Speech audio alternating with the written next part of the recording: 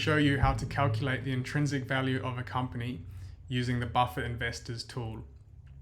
So firstly, I should quickly state what intrinsic value means. And intrinsic value is basically the way that Warren Buffett and Ben Graham view companies, where a company's worth should be calculated just based on the earnings it's going to produce in the future. So you can almost view a company as a machine that prints money. And obviously, in order to work out how much you want to pay for that machine that prints money, you want to know how much money that machine is going to print you. So if today we're going to analyze the Apple machine. And if you scroll down, you can, for any company, you'll be able to see the gray bars, which are basically how much money that machine has been printing you in the past. So at the moment, it's just displaying the past 5 years. And you can see in 2018, it printed $62 billion. 2019, $63 billion. You can see what it's been earning in the past. So in order to work out how much we want to pay for this machine right now, it's 2022. In 2022, how much do I want to pay for this machine? Okay, well, let's try estimate how much money the machine is going to print me in the future. So years to forecast is just how many years you want to try estimate into the future. The longer you go, the bigger this number is going to be, the harder it is to get an accurate estimate. So let's just start for this calculation with 5. Because 5 years, I think I know roughly what Apple's earnings could be for the next 5 years. For the next 5 years, it's probably going to be similar-ish to the past 5 years, or at least not that much different. So we'll do 5 years. We'll forecast for just 5 years. Now, the next box that you want to choose is what the future growth rate's going to be. So in order to work out to estimate what you think the future growth rate to be, probably what you want to do is just look at what the past growth rates were. So we can see here on the left, it shows you the past performance of Apple. So over the last 3 years, the average free cash flow growth rate was 22%. Over the last 3 years, it was 22%. Over the last 5 years, it was 16%. Over the last 8 years, it was 15%. So if I'm going to choose a value for what I think it's going to be in the future, I can just go with somewhere in the middle, 22, 16. I'm going to go on the low end because I want to be conservative. I don't want to overpay for this company. That would be a bad idea. So let me just go 17%, right? Because that's kind of, over the last 10 years, on average, it's grown 17%. So let's just say over the next 5 years, on average, the earnings will grow 17% per year. So 17% per year. We'll forecast for 5 years. I'll talk about the discount rate in a second, and I'll talk about the terminal PE in a second. But for now, we'll just click calculate. So you can see here on the graph where the gray ones were the past. These blue ones are now what we project the company will earn in the future. Now, you can see from this graph, well, my first observation might be maybe we're being a little bit optimistic. Maybe we should choose a slightly lower value because it kind of seems like the blue is going up faster than the gray was. But let's just leave it for now because just for the purposes of this. So the next thing we need to do, let's first work out, given these earnings, let's say it does earn these over the next 5 years, how much would we want to pay for the company right now in 2022? Well, the first thing we could do is just add up all these numbers. If we added up 213 plus 182 plus these three values, we're going to come up with like the total that it will earn over the next 5 years. We could do that and just say, I'll pay that for the company now. But there's a small little nuance here, which is in the future, 1 year in the future, we're projecting it's going to earn $114 billion. Now, this is actually worth a little bit less in today's money because I would rather have $114 billion today than I have $114 billion in 1 year's time. And the reason is because if I had $114 billion today in 2022, I would go and invest that money, and in 1 year's time, it would be worth something more than 114. I don't know exactly what, but something more. So that's where this discount rate comes in. The discount rate is essentially saying, if I have money today, what percent return can I realistically get on that money for a risk-free investment? So let's just say I put it in something that's not that risky, maybe in the S&P 500 or something. What percent return could I expect to get from it? Now, let's just use for the purpose of this calculation, I expect to get 7% return.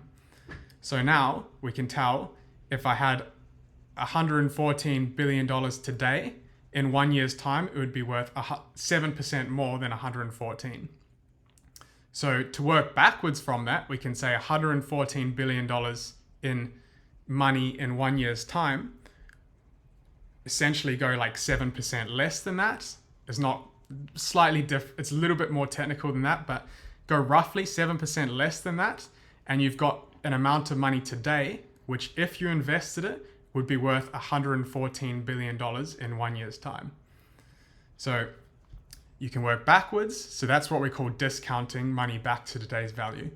So work backwards from that 7% rate. And the good thing is this tool does it automatically for you. I'm just explaining the principles behind it. So what we'll do is we'll take this $114, discount it back to what that would be worth in today's money, and then do the same thing for 2 years, except we discount it back 2 years to today's money. Do that for the third year cash flows to today's money. We do this for all the cash flows, convert them back to what they would be worth in today's money, and then add that up. And that will be the value. It will be this value here. That blue part of the pie chart will be that value there. That's basically what we expect, the amount of money we expect the business to print us over the next 5 years, discounted back to today's value. Now, as you can see, there is two parts to this pie chart. There's the blue and the red. And that's because the money printing machine, over the next 5 years, obviously it's going to print us. We've worked out the amount of money it's going to print us over the next 5 years. But the other thing we care about is after 5 years, we still own the company.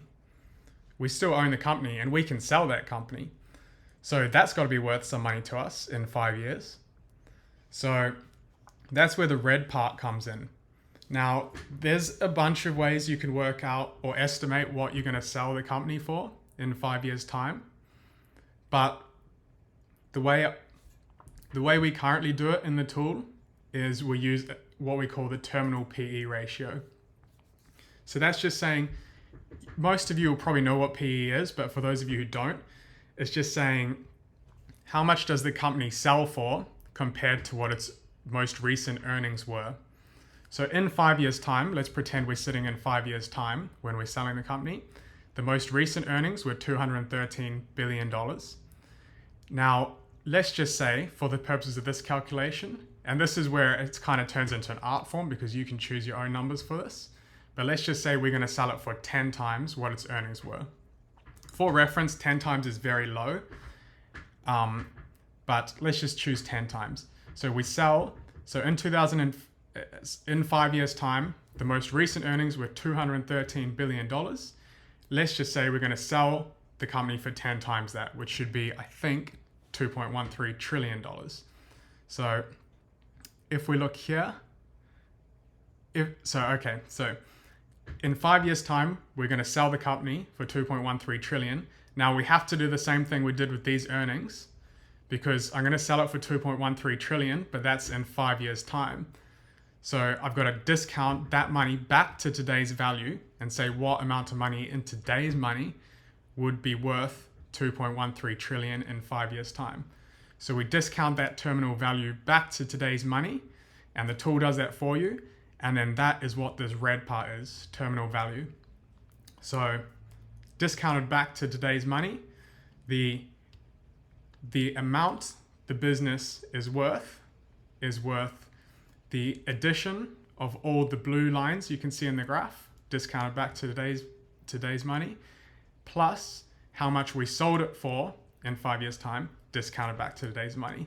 So it does all the calculations. You can see that it's 1.52 trillion for terminal value, what we're selling it for, plus 642 billion, which are what these cash flows, basically what the business is going to print us.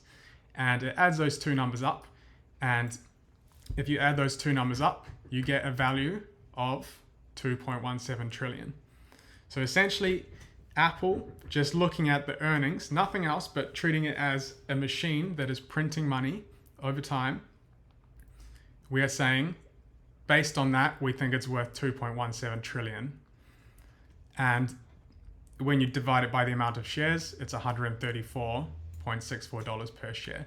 So you can now look, just based on this calculation, $134.64 per share, which currently on the market, they're selling it for $164 per share. So that's what this is saying. It's the business is worth 18% less than what it's selling for. So probably based on this calculation, I wouldn't want to buy it. But you could do something like change the terminal PE. Let's say after 5 years, I think I'm going to actually sell it for 20 times what the most recent earnings were. And as you can see, the red part grows bigger because now I'm selling it for more. So the amount of money I'm going to sell it for is more. And now, based on this new calculation, it's worth 3.69 trillion, which is more than the company's current market cap. And you can see there, now we think the company is worth 39% more than it's being sold for. So based on this calculation, it would be a good deal. But that's the basics of how to use this tool and how to calculate intrinsic value using Warren Buffett's method.